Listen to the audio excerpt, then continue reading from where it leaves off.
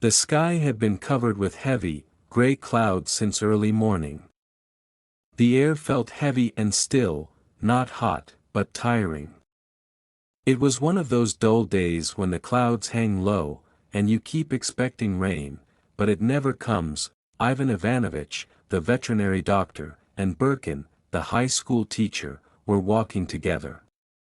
They were already tired, and the fields around them seemed to stretch on forever. Far ahead, they could barely make out the windmills of the village of 𝘓𝘓𝘓𝘓. To their right, a line of small hills rolled gently into the distance, disappearing behind the village. Both men knew the land well. Beyond those hills lay the river, with green meadows, willow trees, and quiet homes. If they climbed one of the hills, they could see a vast open plain, with telegraph wires cutting across the land. Sometimes, a train would pass far away, crawling slowly like a caterpillar. On clear days, the town itself could be seen faintly in the distance. Now, as the world stood still under the heavy sky, Ivan Ivanovich and Birkin felt something warm inside them. They loved the countryside, the endless fields, the soft hills, and the quiet beauty of it all. It felt peaceful, and for a moment, they thought of how wonderful and grand their land was. Birkin broke the silence. "The last time we were in Prokhorov's barn," he said, "you were going to tell me a story."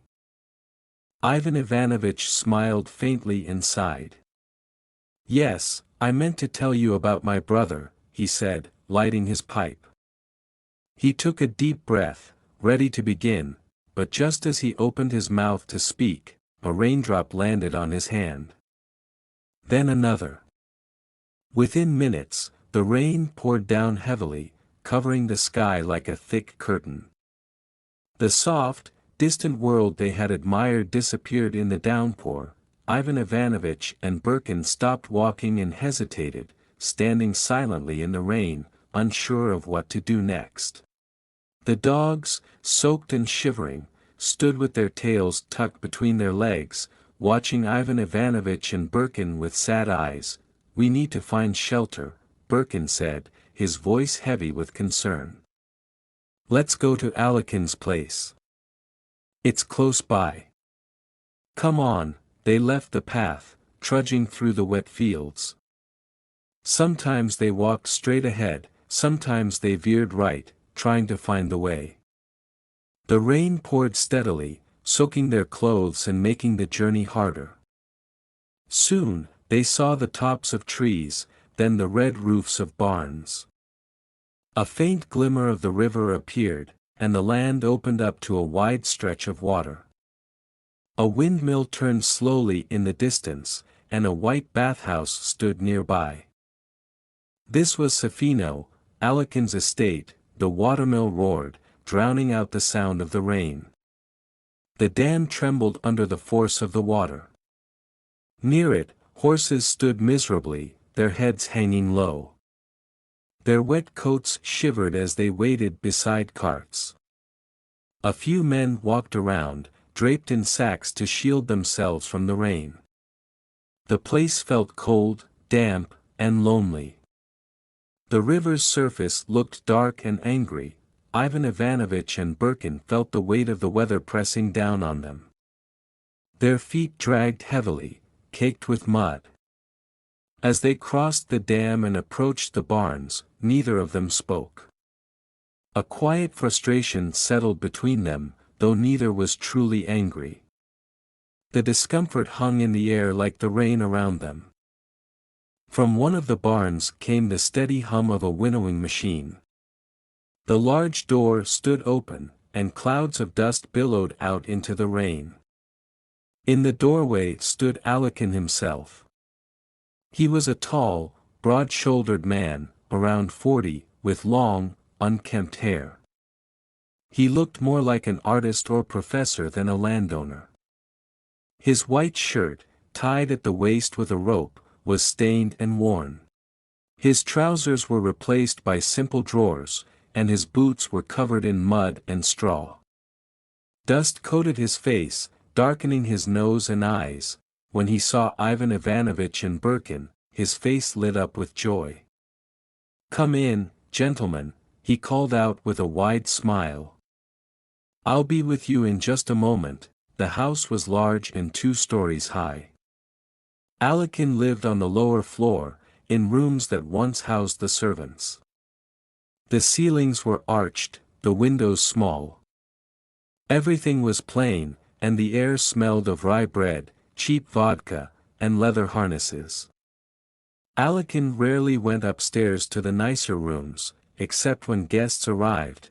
As Ivan Ivanovitch and Birkin stepped inside, they were greeted by a young maid. She was so strikingly beautiful that both men froze, glancing at each other in quiet surprise. "You can't imagine how happy I am to see you, my friends," Alekin said warmly as he led Ivan Ivanovitch and Birkin into the hall. His face beamed with genuine joy. "This is such a surprise, Pelagia," he said, turning to the maid. "Bring our guests something dry to wear. And I suppose I should change too, though first, I really must wash. Honestly, I don't think I've washed since spring." He chuckled, rubbing the back of his neck. "Why don't you both join me in the bathhouse while they get things ready here?" Pelagia, graceful and soft in her movements, brought towels and soap. Her beauty seemed to light up the dim hall. Alekin led his guests toward the bathhouse, talking as he walked. "It's been ages since I had a proper wash," he admitted as he began undressing. "My father built this bathhouse. It's a good one, isn't it? But somehow, I never find the time to use it." He sat on the wooden steps, lathering his long hair and neck. The water at his feet turned brown as the dirt washed away. Ivan Ivanovitch, watching with a raised brow, couldn't help but remark, "Yes, I can tell." Alekin gave a sheepish laugh, rubbing the soap through his hair a second time. The water darkened, turning almost blue, like ink. Ivan Ivanovitch stepped outside and, with a loud splash, dove straight into the mill pond. The cold rain fell steadily, but he didn't seem to notice. He swam with powerful strokes, spreading his arms wide and sending ripples across the pond. The white water lilies bobbed and danced around him. He swam to the middle of the pond, dove under, and surfaced somewhere else. Again and again, he disappeared beneath the water, as if trying to touch the bottom. "Oh my goodness," he kept shouting, his laughter echoing across the water. "Oh my goodness." Birkin and Alekin, now dressed and dry, stood by the shore watching. "That's enough," Birkin finally called out. But Ivan Ivanovitch wasn't done. He floated on his back, letting the rain fall on his face, then swam to the mill and exchanged a few words with the peasants before returning to the middle of the pond. "Oh Lord, have mercy on me!" Ivan Ivanovitch cried out joyfully, diving once more. By the time they returned to the house, the lamps glowed warmly in the large upstairs drawing room. Ivan Ivanovitch and Birkin sat in soft armchairs, wrapped in silk dressing gowns and warm slippers. Alekin, clean and fresh in a new coat, paced the room, clearly relishing the feeling of dry clothes and light shoes. Pelagia entered quietly, her steps barely making a sound on the carpet. She smiled softly as she handed them tea and jam, her presence adding a quiet, peaceful charm to the evening. Only then did Ivan Ivanovitch begin his story. As he spoke, it felt like not just Birkin and Alekin were listening, but also the ladies, young and old, in the paintings around the room, and the officers gazing down from their golden frames with calm, stern expressions. "There are 2 of us brothers," Ivan Ivanovitch began, his voice soft but steady. "I, Ivan Ivanovitch, and my younger brother, Nikolai Ivanovitch. He's 2 years younger than me." I pursued an education and became a veterinary surgeon, while Nikolai started working in a government office at 19. He paused for a moment, the memories stirring. Our father, Ivan Gerasimovich, was a military man, a kanonist by profession. But he climbed the ranks and became an officer. When he passed away, he left us a small estate and the honor of nobility. However, the estate soon disappeared, swallowed by debts and legal troubles. Still, our childhood was spent running free in the countryside, like peasant children. We spent our days and nights in the fields and forests. We watched over horses, stripped bark from trees, fished by the river. And you know, Ivan Ivanovich said, his eyes softening, anyone who has ever caught perch or watched the thrushes migrate in autumn, seen them floating in flocks over the village on bright, cool days, can never truly belong to the city. That love for freedom stays with you, right until the end of your life. Ivan Ivanovich glanced at Birkin and Alekin, as if searching for understanding in their faces. My brother, Nikolai, was miserable in his office. Year after year, he sat in the same chair, wrote the same reports, and dreamed of one thing, leaving it all behind and moving to the country. His longing for freedom grew stronger, until it became his only dream, to buy a small farm by a river or a lake. He was a gentle, kind-hearted man. I loved him, truly. But I never understood this dream of his, to shut himself away on a little farm for the rest of his life. People like to say that a man needs no more than 6 feet of earth, but that's only true for the dead. The living need more. They say now that if intellectuals long for the land, it's a good thing. But to me, those little farms feel just like 6 feet of earth, a grave to retreat to, away from the struggles and energy of life, to leave the town, to escape the bustle, to bury yourself in a farm, that isn't living. It's selfish. It's laziness. It's a kind of monasticism. But without the good deeds. A man doesn't need 6 feet of land or a small farm. He needs the whole world, all of nature, to stretch his spirit and let it roam free. Ivan Ivanovich sighed, shaking his head. Yet Nikolai sat in his office, dreaming of his farm. He imagined the smell of his own cabbages filling the yard, eating lunch on the grass, napping in the sun, and spending hours on a bench by the gate, watching the fields and forests. His voice softened further, as if he could see his brother in front of him. He loved gardening books, agricultural guides, and farm calendars. They were his greatest joy. Even when he read the newspaper, the only section he cared about was the advertisements, plots of land for sale, meadows, mills, and ponds.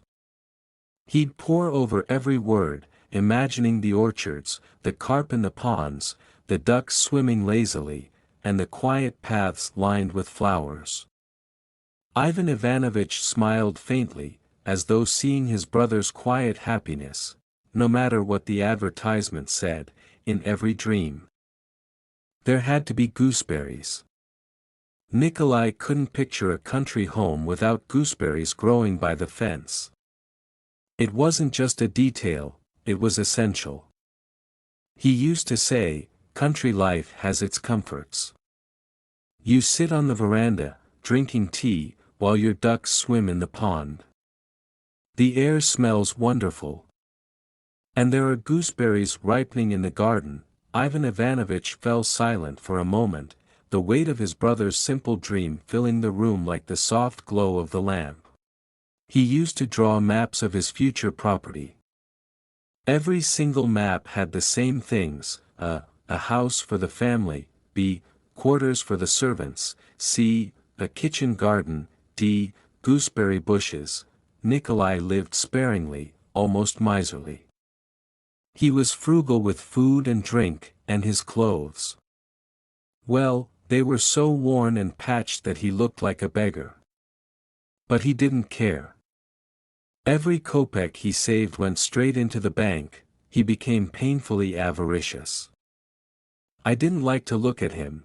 He seemed less like my brother and more like a stranger possessed by greed. I tried to help, giving him gifts for Christmas and Easter, hoping he'd spend something on himself. But he saved that too. Once a man is consumed by an idea, there's no reasoning with him. Years passed. Nikolai was transferred to another province, and by then, he was over 40. Still, he sat with the newspapers, reading the advertisements, circling properties for sale, and saving money. Then, I heard he was married. His dream of a farm and gooseberries was still alive, but his reason for marrying wasn't love. He chose an elderly, unattractive widow, not out of affection, but because she had money. Dirty money, as he put it. Even after marrying her, he lived as frugally as ever.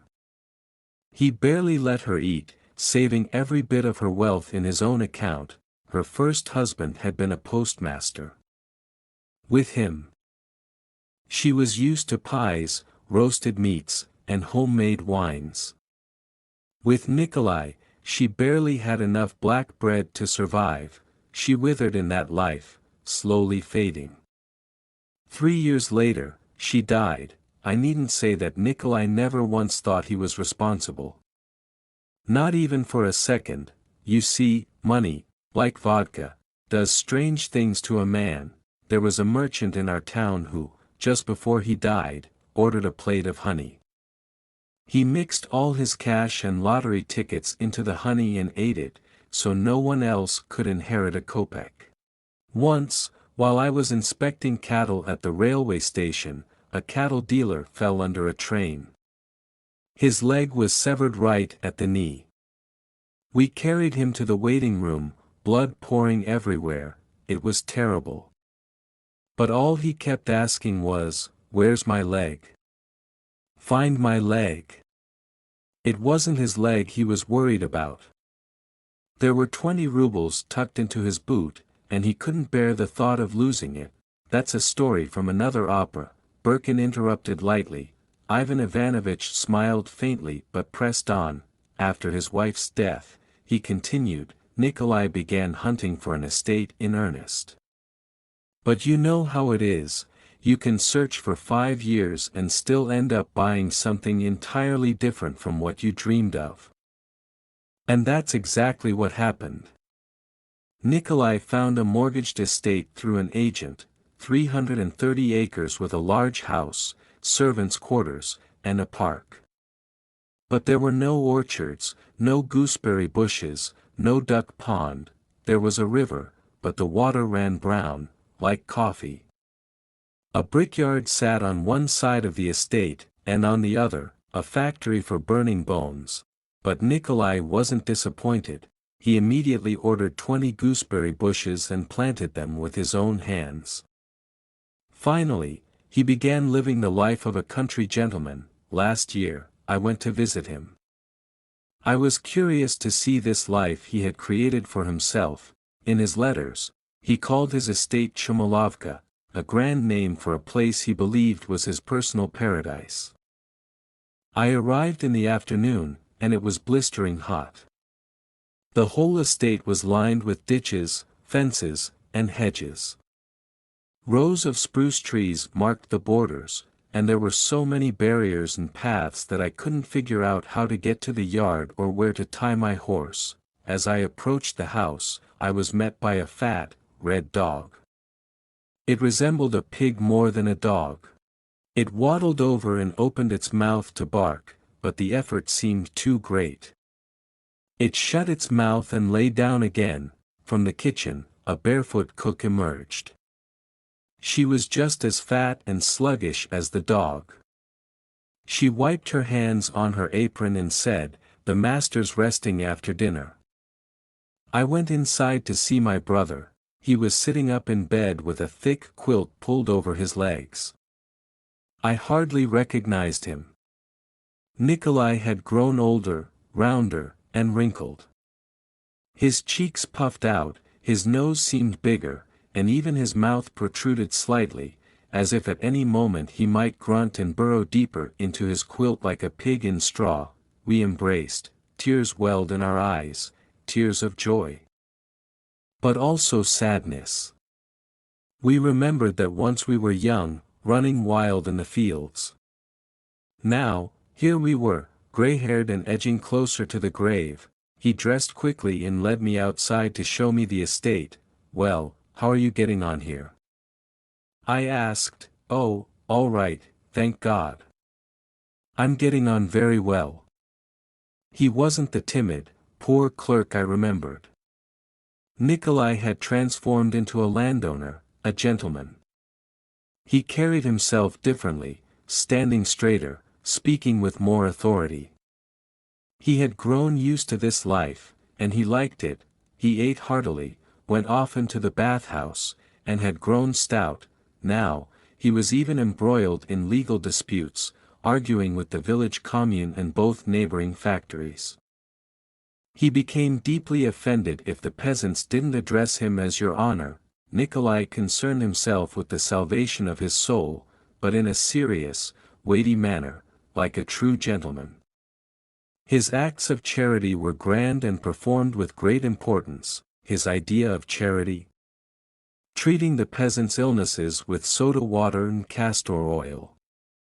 A life of comfort and idleness brings out something strange in a Russian man, this unbearable self-importance. Nikolai, who once trembled behind his desk in the government office, now spoke as if his every word was absolute truth. He spoke with the conviction of a prime minister. Education is essential, he'd say, but for the peasants? It's premature. Corporal punishment, generally harmful, yes. But sometimes, necessary. There's no better substitute. I know the peasants. I understand them. They like me. I need only raise my finger, and they'll do whatever I ask. He said all of this with a wise, benevolent smile, as though granting the world his knowledge, and over, he repeated the words, "We noblemen." It was as if he'd forgotten our grandfather had been a peasant. Our father, a soldier. Even our surname, 𝘚𝘌𝘓, once seemed odd and plain to him. Now, he found it grand, melodious, and almost aristocratic, but this story isn't about him. It's about me, because something changed in me during the brief time I spent at his estate. That evening, as we sat drinking tea, the cook entered and placed a plate of gooseberries on the table. They weren't store-bought. These were my brother's gooseberries, picked fresh from his own garden for the very first time since the bushes were planted. Nikolai's eyes lit up. He leaned forward, staring at the plate in silence. Tears welled in his eyes, and for a moment, he couldn't speak. At last, he picked up a single gooseberry, placed it in his mouth, and closed his eyes. "How delicious," he whispered. He began eating them greedily, one after another, as if he were a child who had finally received the toy he'd been dreaming of. "Ah, how delicious. Try them." He urged me. I tasted one. They were sour. Unripe, but Nikolai chewed happily, oblivious to their taste. As Pushkin said, "Dearer to us is the falsehood that exalts than hosts of baser truths." I saw a happy man. His cherished dream had come true. Nikolai had attained his goal in life. He had his land, his estate, his gooseberries. He was satisfied with his fate and with himself, but for some reason, whenever I see happiness like this, I feel sadness creeping in. That night, as I lay in bed in the room next to my brother's, the feeling became oppressive, almost like despair. Through the thin wall, I could hear him stirring. Every so often, he got up, walked to the plate of gooseberries, and quietly ate another. I lay there thinking, how many satisfied, happy people there are in the world. And how suffocating their happiness can feel. You look around, at life, at the world, and you see the insolence of the strong, the idleness they indulge in. You see the ignorance and brutality of the weak. There's poverty everywhere, crushing, inescapable poverty. Overcrowding, degeneration, drunkenness. Hypocrisy. Lies, and yet everything is calm, in the streets, in the houses, in the towns, everything is quiet. In a town of 50,000 people, not one will cry out in indignation. Life carries on. People go to market, eat their meals, sleep soundly, gossip about nothing, get married, grow old. They escort their dead to the cemetery with serene faces, but the suffering, the real suffering, is hidden. What's terrible in life happens out of sight, behind closed doors. There is no outcry. Only statistics, mute, cold numbers. So many people have gone mad, so many gallons of vodka consumed, so many children dead from malnutrition. And somehow, this is the natural order of things. It seems the happy only feel at ease because the unhappy bear their burdens in silence. Without that silence, happiness would not be possible. It's as if we are all hypnotized. There ought to be someone standing behind every happy, contented man. Someone with a hammer. And every so often, just a light tap, to remind him, there are unhappy people. However happy you may be, life will show you her laws. Sooner or later, trouble will come. Disease, poverty, loss. And just as you do not see or hear the suffering of others now, no one will see or hear yours. But there is no one with a hammer. The happy live at their ease. Their daily cares are light, stirring them no more than a gentle wind stirs the leaves of an aspen tree. All is well. That night, I realized, I was happy too. I was content.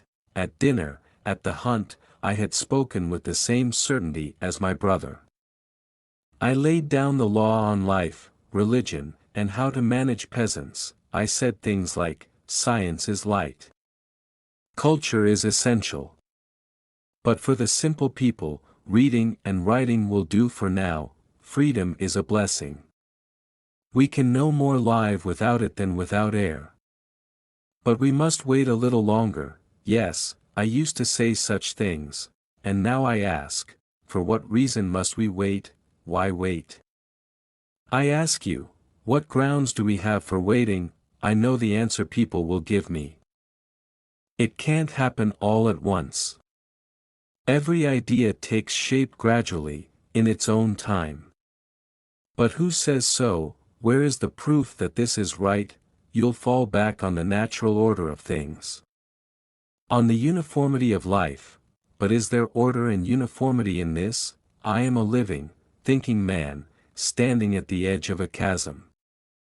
And I am told to wait for the chasm to close on its own. I am told to wait, but why wait, when perhaps I could leap across now? Or build a bridge? Why must we wait? For the sake of what? Wait, until there's no strength left to live, and meanwhile, what?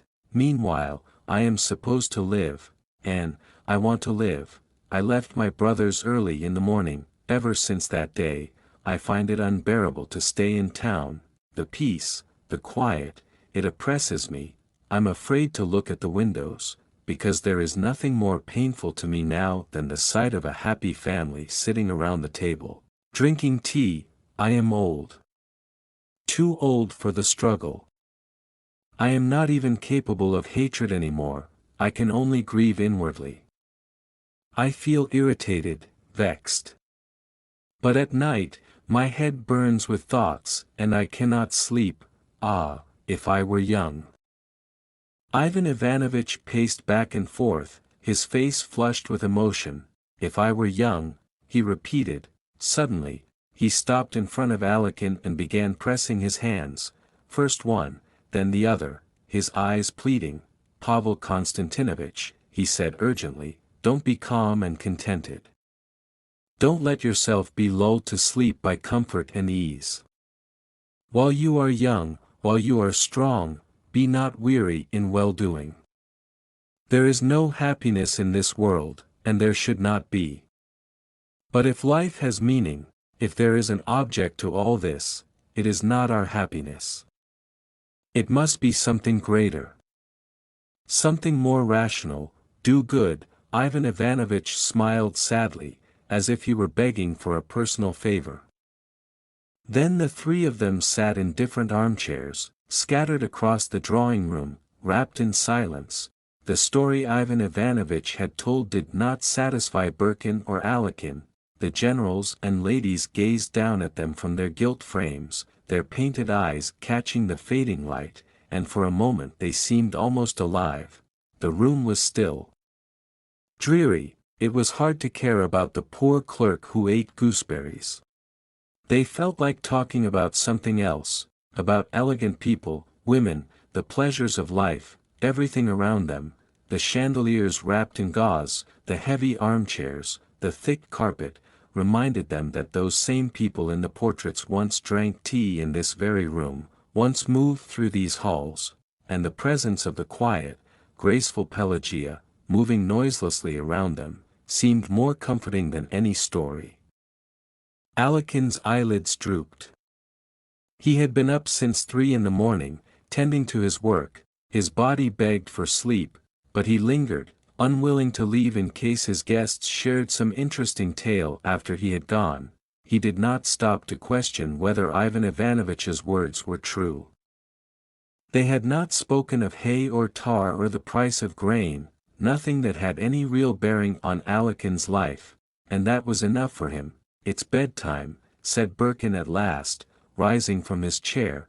Good night," Alekin replied, heading downstairs to his quarters. His guests remained upstairs, in a large room with 2 old carved wooden beds. In the corner, an ivory crucifix watched over them. The beds had been prepared by Pelagia, and they smelled faintly of fresh linen. Ivan Ivanovich undressed without a word and slipped under the quilt. "Lord, forgive us sinners," he murmured, burying his head beneath the covers. The pipe he had left on the table gave off the stale scent of old tobacco. Birkin lay awake for a long time, unable to sleep. He kept wondering where that oppressive smell was coming from. Outside, the rain pattered against the windowpanes all night long.